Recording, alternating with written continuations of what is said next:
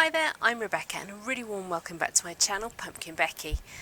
In this week's video, we're going to be making an unusual arrangement using some of my favourite things, Sempervivum. Let's get started.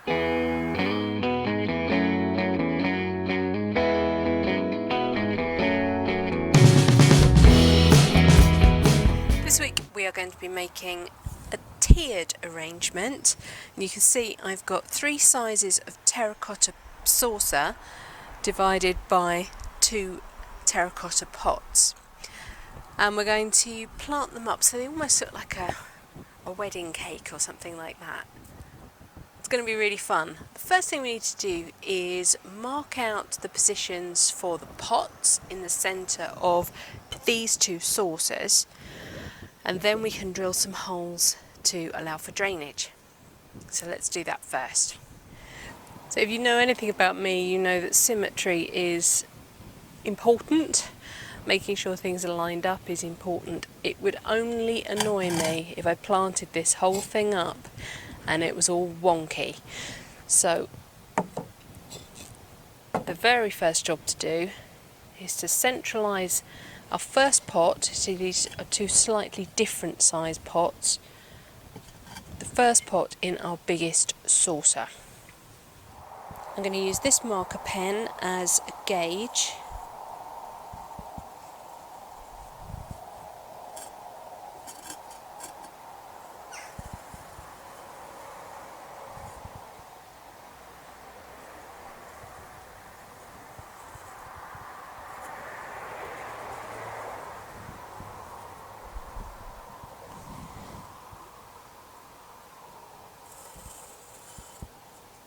That's pretty good. And then I am just going to, without marking the pot, I'm just going to make some marks on the saucer.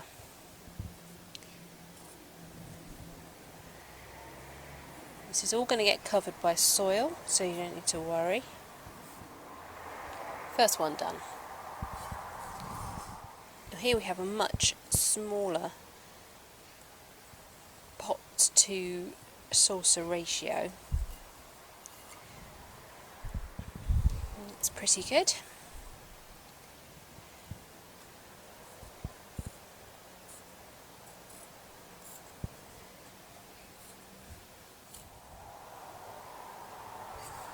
And finally, with the top saucer, I'm just going to make a few marks.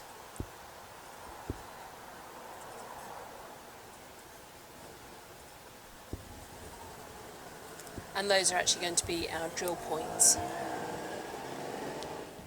So I've got my electric drill with a masonry drill bit. I've made sure that this is not set to hammer drill, and it's also on a very slow speed setting.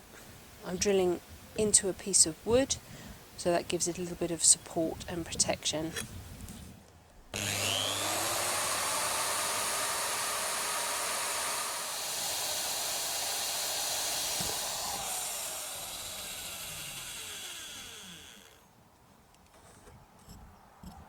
And it doesn't matter that we've got any cracking or burst through on the back face, because you're just really not going to see that. In fact, you're not going to see the holes on the top either. It's not a decorative part of it.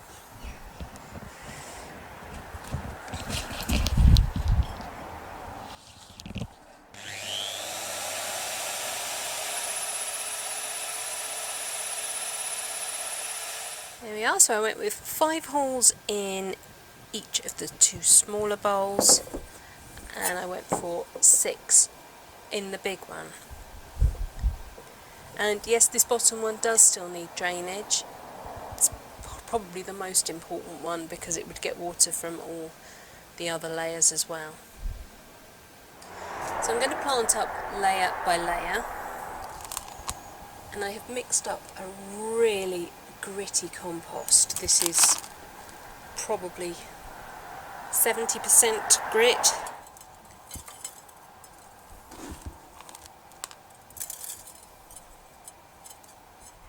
In front of me I have got a little selection of Sempervivums that I've been growing around the garden.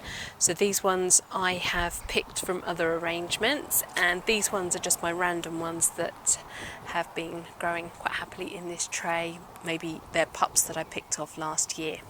I'm just going to literally start placing them around. Some of them have a bit more root than others. We're going to clean them up as well by just removing any dead leaves from around the base. Don't even need to try and bury any root.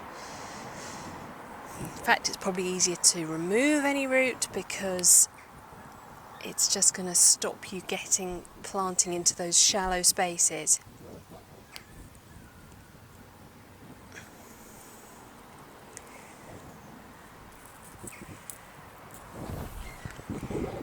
If you've got ones with pups on, you can either pinch the pups off or leave them as they are so they kind of drape. I might actually save that one for the top level.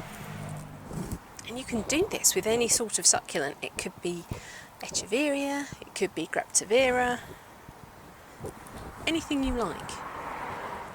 And I can totally see something like this being actually used at a wedding, having likened it to a wedding cake. I think I'm going to start bringing some other colours round now.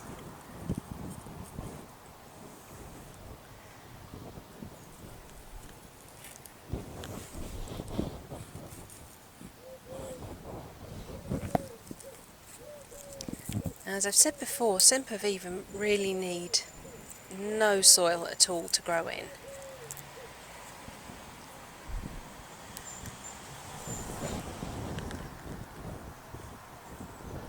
Which is why in France you'll see them growing on the roofs of houses.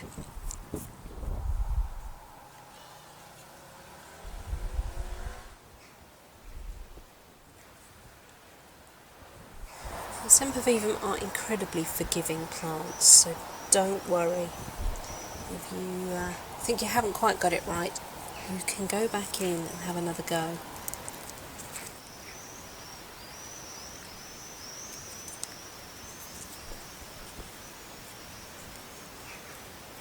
And it's nice to have a range of sizes and textures and colours.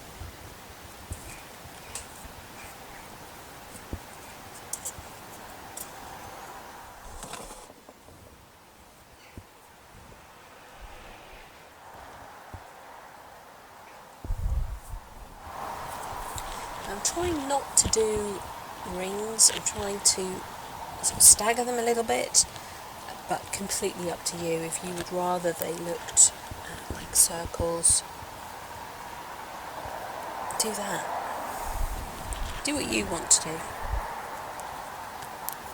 These will fill out, they will get bigger, so it's up to you whether you ram it full and then know that you're going to need to take some out, or when you just give them a little bit of growing space.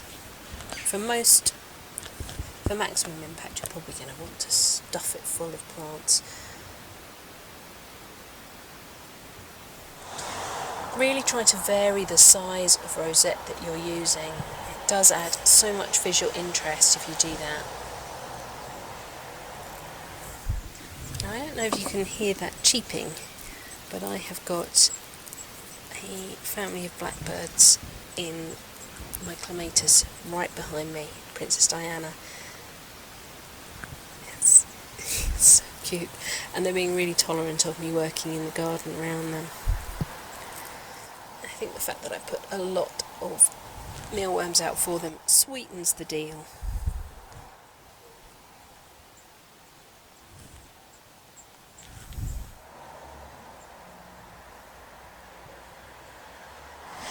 Okay, I think we'll call that layer done for the moment.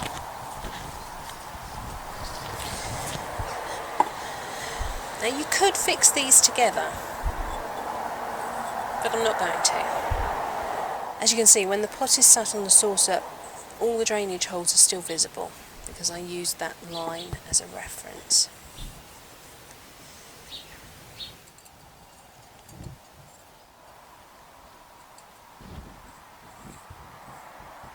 You can already see that I've got a much smaller space to plant Sempervivums into, so this layer is going to need a lot less planting.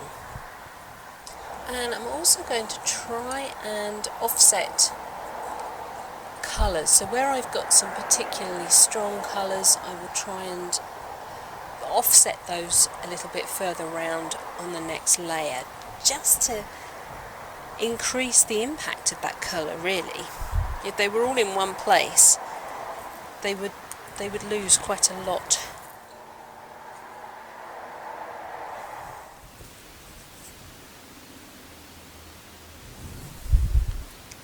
I can pop some tiny chicks in the back there just to beef that layer out a little bit. Where I have ones like this where the chick is dangling from the mother plant, the hen, I can actually use that to add even more visual interest, so it will spill over the side there.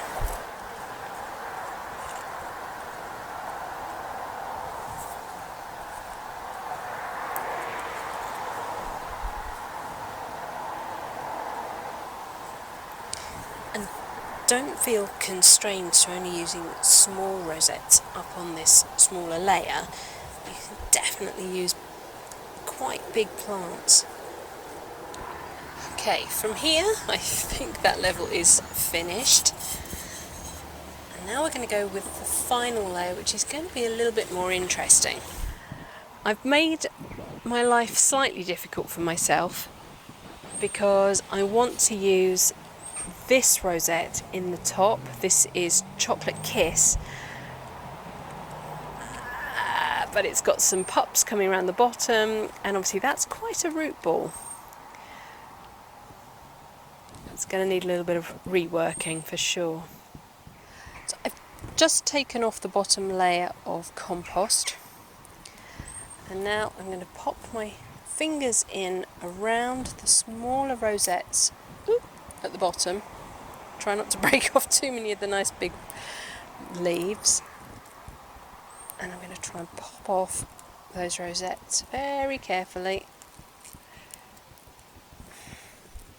She says, ugh, quite tight in there, so I've lost a few leaves there. Better to lose them off the pups than the mother plant. And then I'm just going to remove any dead leaves or broken ones.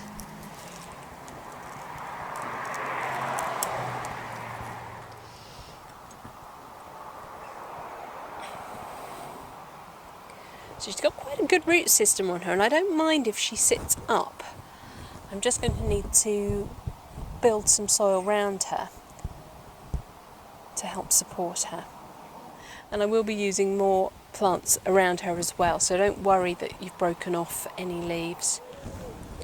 I'm going to put some of my super gritty compost down and make a well in the centre.